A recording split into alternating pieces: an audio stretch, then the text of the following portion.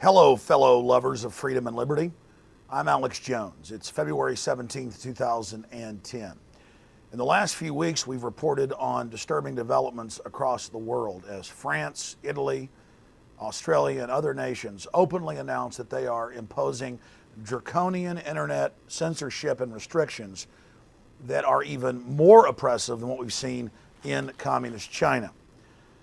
Well, now we have witnessed Google tell this office and Infowars.com that we are not allowed to have our own shopping cart on the Google Shopping Network system to sell our books and documentary films, which support our operation and, of course, educate the public, because it is hateful material. And I'm going to be reading over the letter here in just a moment. And in the last few weeks, we've had correspondence back and forth with them asking them to be specific. And they have been specific. We are not allowed to sell the Obama deception or follow the Republic because Barack Obama is part African. Now, the films are about him being the president and going back on his promises to get us out of Iraq quickly, to stop the torture, to not be part of banker bailouts, to not have signing statements or executive orders that circumvent Congress. I mean, the list goes on and on. The films don't even mention his ethnicity. Now, even if we were talking about his ethnicity, if you restrict people talking about race as free speech, then you can restrict everybody else's free speech. But I wanted to go over this letter. This is an incredible development. Now, we've written an article at prisonplanet.com and Infowars.com titled "Google Bans DVD Critical of Obama Administration. Search engine giant censors Alex Jones material for advocating against a protected group." And Tim Frugier, our shipping department and online shopping cart director, we have quite a few different shopping carts, noticed that we were banned over and over again from being able to have a shopping cart. And he noticed the Turner Diaries and other things that really do call for violent activity are allowed. And actually, white supremacists are allowed to have sites because they're ineffective against the New World Order. Now, that's fine and dandy. You just can't have a film that's in Newsweek and the New York Times and been seen over 40 million times for free online. God forbid we actually sell a DVD of it to be able to fund ourselves in the future, even when we give it out for free. And when Frugier questioned Google as to why the account had been disabled, he received the following response. "Hello, thank you for your email. Your data feed contains listings for items that don't comply with our program policies." And it continues to say, anti and violence, so anything anti-anything. Anti-fluoridation? No. Anti-banker bailout? No. Anti-GMO foods? No. Anti-abortion? No. Anti-Christian? No. But see, it's all selectively enforced. To anything that's really successful and popular, anything viral, that's when Google comes in with censorship. It goes on. Anti and violence, so anything anti and anything violence, products and associated websites may not promote violence or advocate against a protected group. The standard applies to anyone who wants to post on Google, whether we agree with their viewpoint or not. A protected group is distinguished by their race or ethnic origin, color, national origin, religion, disability, sex, age, veteran status, sexual orientation, or gender identity. I want this to sink in for you. France on Yahoo and Google and other systems has banned World War II memorabilia sites from selling Nazi war medals that people collect. It's history. It's like saying you can't own a Napoleonic medal because Napoleon was a bad guy. They set the precedent with that, and then next it's Alex Jones.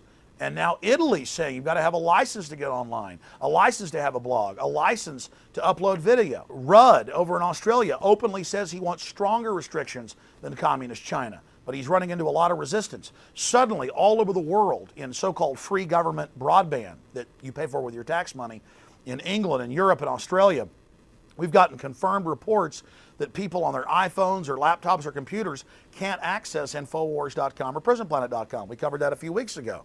And major telecoms said, oh, it's an accident that your sites have been banned.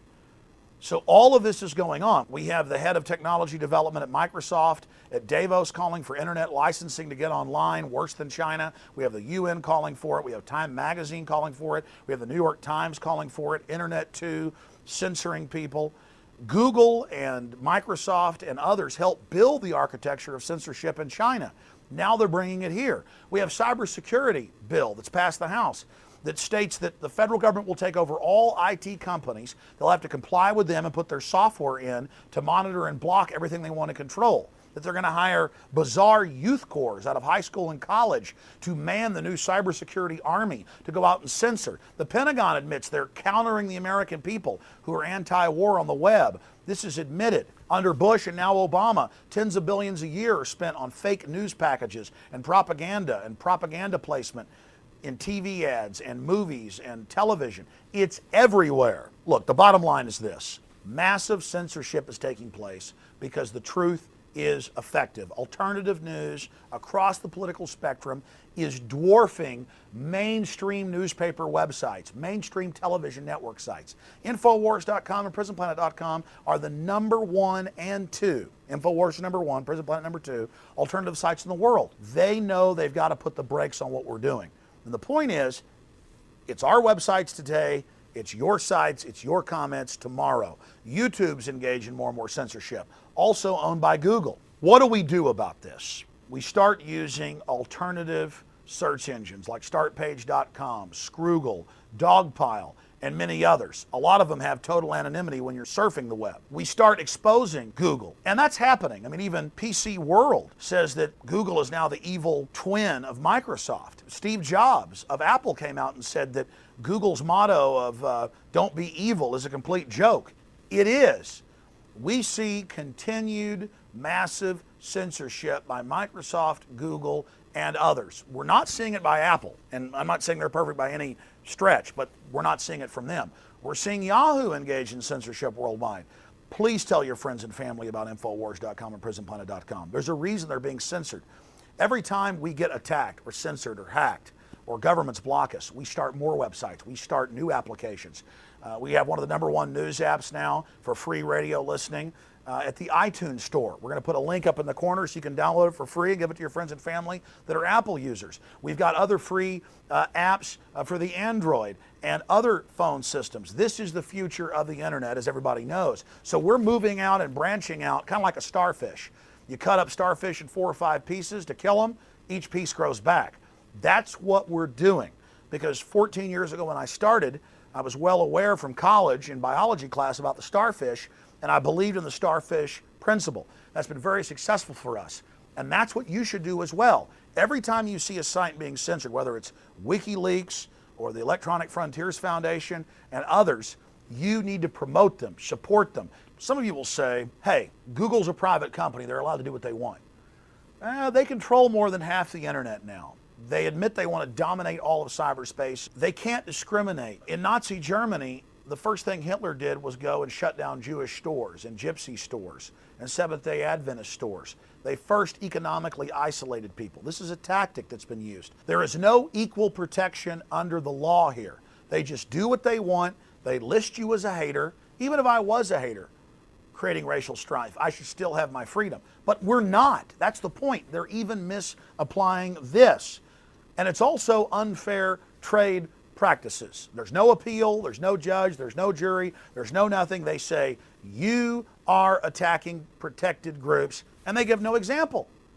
This is amazing, ladies and gentlemen. Another example of government and big corporations that are larger than most governments, Google's the biggest corporation in the world now, of shutting down free speech was the Austin Gun Show. Here for 18 years, the feds came in without a law, without a statutory authority, and they just said, it's over. You're shut down. You're not going to have private gun sales here anymore, and ordered the owner of the building, HEB, to shut it down. Same thing. You can't have your website. Your IP address is blocked. You can't be read at the university, at the high school, at the corporation, on the free government broadband the FCC admits they're now funding with taxpayer money.